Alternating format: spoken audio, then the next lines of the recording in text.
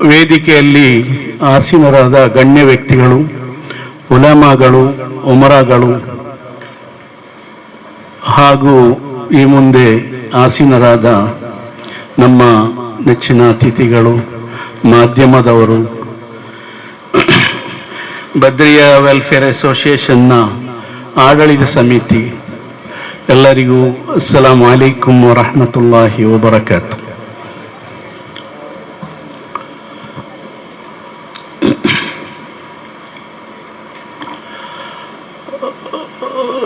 ನಮ್ಮ ಈ ಊರಿನ ಮಹತ್ವಾಕಾಂಕ್ಷೆ ಹಾಗೂ ಗೌರವ ಮತ್ತು ಒಂದು ಅಭಿವೃದ್ಧಿಯನ್ನು ನೋಡುವುದಾದರೆ ಒಂದು ಸಂಘ ಸಂಸ್ಥೆಯಿಂದ ಅದನ್ನು ನಾವು ಅರಿತುಕೊಳ್ಳಬೇಕಾಗ್ತದೆ. ಯಾಕಂದರೆ ಎಷ್ಟೇ ಸಂಘಟನೆ ಸಂಸ್ಥೆ ಹೆಚ್ಚಾಯಿತು, ಅದರ ಅರ್ಥ ನಮ್ಮ ಈ ಊರಿನ ಕೆಲವು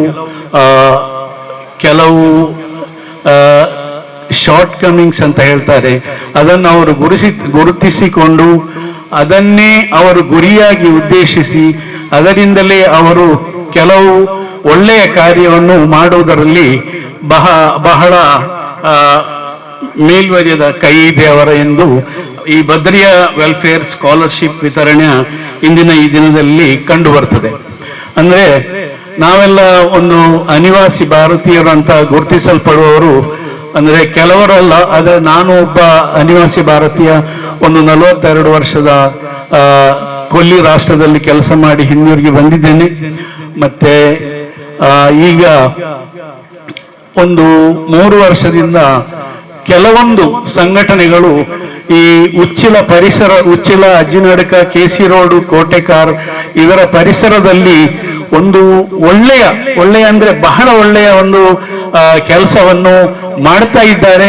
ಅದರಲ್ಲಿ ಕೆಲವು ಅಭಿವೃದ್ಧಿಗಳು ಇದೆ.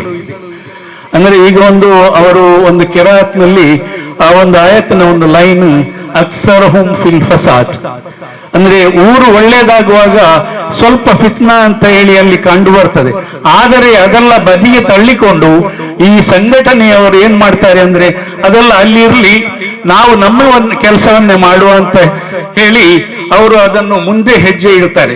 ಅದಕ್ಕೆ ಇಂತಹ ಒಂದು ಬೃಹತ್ ಕಾರ್ಯಕ್ರಮವನ್ನು ಹಮ್ಮಿಕೊಂಡಂತ ಒಂದು ಬದ್ರಿಯಾ ವೆಲ್ಫೇರ್ ಅಸೋಸಿಯೇಷನ್ ಅವರೇ ಒಂದು ಮಾದರಿಯಾಗಿರ್ತಾರೆ.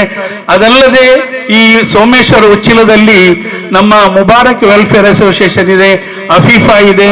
ಒಂದು 50, 40, 30 ವರ್ಷಗಳಿಂದ ಇವರೆಲ್ಲ ತುಂಬಾ ಕಷ್ಟಪಟ್ಟು ಊರನ್ನು ಹೇಗೆ ಅದರ ಅಭಿವೃದ್ಧಿಯನ್ನು ಕಾಣಬೇಕಂತ ಹೇಳಿ ಅವರೆಲ್ಲ ಬಹಳ ಪ್ರಯತ್ನ ಪಡ್ತಾ ಇದ್ದಾರೆ.